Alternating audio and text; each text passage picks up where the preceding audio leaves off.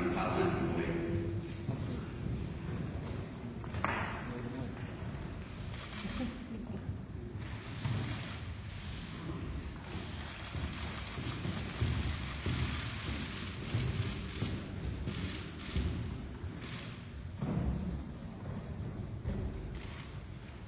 Dobré ráno.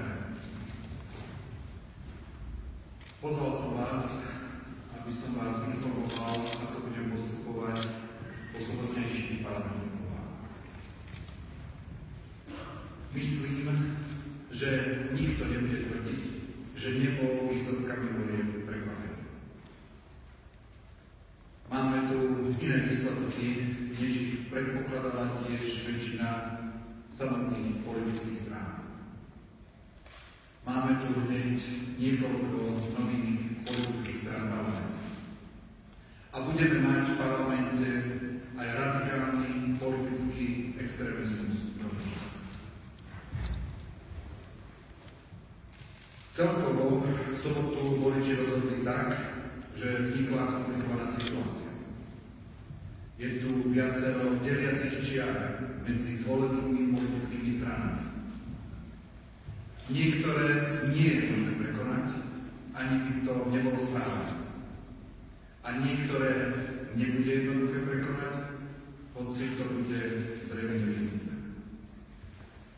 Zvolení predstavitelia parlamentných strán si s touto situáciou budú musieť poradať. Dnes v priebehu dňa a zajtra ráno sa postupne stretnem s predsedami zvolených politických strán s výnimkou pána Kotoru, aby som zistil, ako vidia možnosť poskladať stabilnú väčšinu za zmysluplným programovým vyhlásením. Pretože situácia je komplikovaná, považujem za správne postupovať systematicky. Chcem postupovať tak, aby sme krok za krokom postupne zistili, potvrdili alebo vylúčili, aké možnosti sú a aké možnosti nie sú. Som preto rozhodnutý, že po tomto prvom kole rozhovorov už zajtra poveriť predsedu strany Smer, ktorá získala vo voľbách najviac hlasov, zostavením vlády a väčšinovej koalície, ktorá by za takouto vládou stála. A budem s ním diskutovať aj o termínoch tohto poverenia. Na záver chcem povedať, že dúfam, že sú si všetky politické strany vedomé toho, čo nám odkázali voliči. Osobne si myslím, že už nejaký čas po viacerých voľbách o sebe odkazujú, že potrebujeme u nás dramaticky zvýšiť dôveru občanov štátu. Myslím, že tento raz to voliči odkázali tak nahlas a tak zreteľne, že sa to nedá prepočuť. Nemyslím, že sú u nás ohrozené hodnoty, o ktorých ako politici radi hovoríme.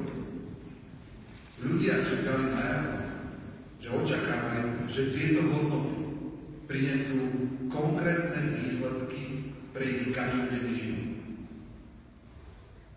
Rovnako si nemyslím, že by sme mali byť po týchto voľbách nejako osobitne uhranutí jedným menom politika alebo jednou stranou, ktorá sa dostala do parlamentu.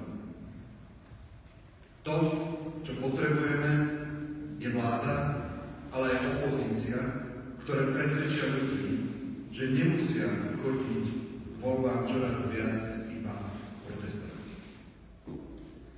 Chcem zagratulovať politickým stranám a kandidátom, ktorí boli zvolení do parlamentu, a zaželať im